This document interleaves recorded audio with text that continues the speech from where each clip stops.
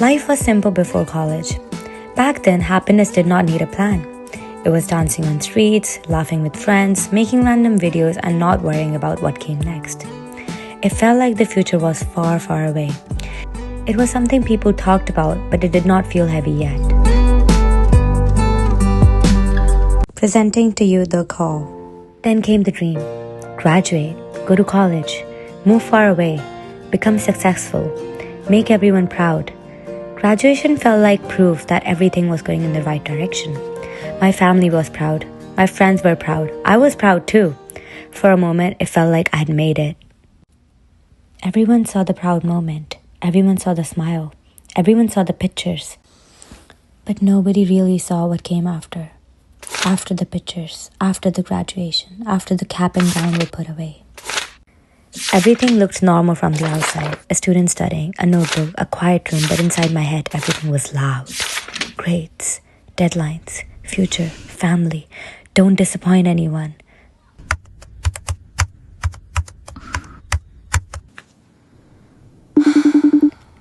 It may just look like a phone call, but in the moment, it felt like another question I was not ready to answer. I told myself I would call back. Just after one page, just after one assignment, just after I could breathe, but before I could even start. The phone rang again, and suddenly the quiet room did not feel quiet anymore. I put the phone down and tried to study again. I told myself, just focus, just read one page, just finish one thing. But the words did not feel like words anymore. They felt like another deadline, another reminder, another thing I was supposed to understand. The phone was quiet, but I was not. I kept thinking about the call. Should I have answered? Should I call back? Am I doing enough? Am I disappointing them? I wanted to study. I wanted to be responsible. I wanted to make everyone proud, but in the moment, I just felt stuck. And as I started to concentrate a little bit, the phone buzzed again.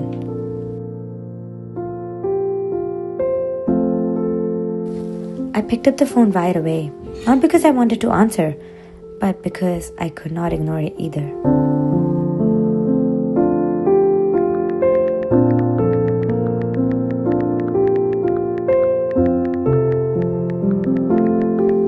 The messages were not new.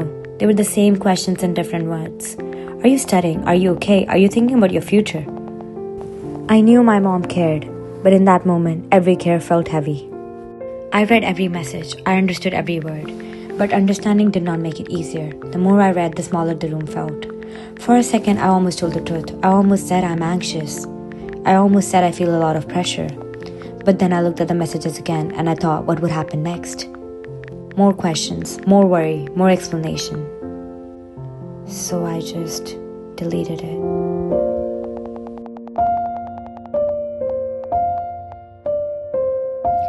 I deleted the honest part. I deleted the tired part. I deleted the part that sounded too heavy. You have to be successful. You are the one we depend on. That message stayed on the screen longer than the others. I knew it came from love, but in that moment, it felt like weight.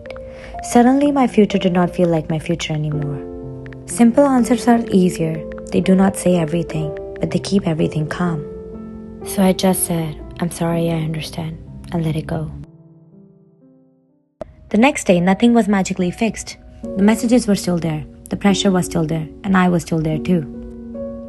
I realized I could not answer my whole future in one night. I could not become successful in one message. I could not explain everything in one text. But I could start with one small thing, so I gave myself a moment, not to run away from everything, just to breathe before I went back. The next day, after waking up with a fresh mind, I opened my diary. I did not know how to fix everything, I just knew I needed to start smaller. Sometimes the hardest part is not the work itself, it's all the thoughts that came with it. The fear of falling behind, the fear of disappointing people, the fear that everyone else already knows what they're doing. I wanted to write a perfect plan. Something that would make me feel like I had control. But my mind did not need a perfect plan. It needed a place to breathe. So I left what I was writing. I wrote the first thing I needed to hear. I decided to take and I wrote, I will take one thing at a time. I wrote finish one thing, not finish my whole life, not figure out my whole future, just one thing.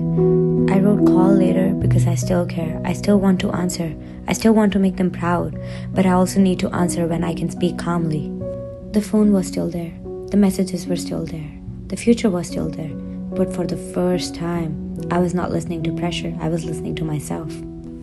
So I heard the first thing I needed to hear, the thing I needed to hear from the longest time. I have to breathe.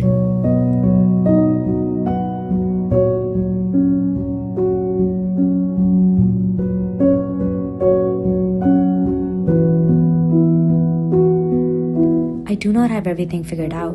I'm still scared sometimes. I still feel behind sometimes, but I'm trying. And maybe trying counts too. I still want to make my family proud, but I'm learning that my future belongs to me too.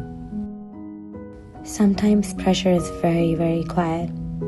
And sometimes the first step is just breathing.